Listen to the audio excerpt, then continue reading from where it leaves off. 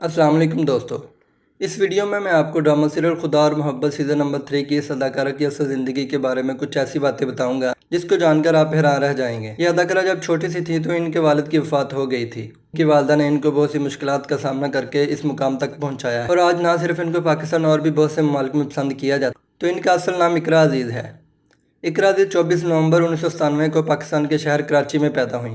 इस वक्त इनकी उम्र 24 साल है। इकरा अजीज़ का शुमार पाकिस्तान की सबसे छोटी कामयाब अदाकारों में होता है।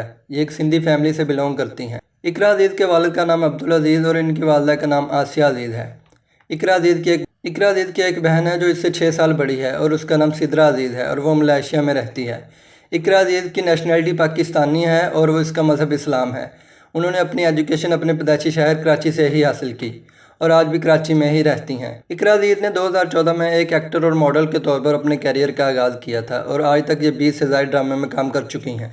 इस वक्त इनको किसी भी एपिसोड बनाने के 3 लाख रुपए मिलते हैं और आज तक इन्होंने बहुत से बेस्ट एक्ट्रेस अवार्ड भी हासिल कर चुके हैं। इस वक्त ये अपनी ज़िंदगी के सबसे मशहूर ड्रामे खुदा और मोहब्बत में नज़र आ रही हैं। इस ड्रामे ने इनकी ज़िंदगी को बदल दिया।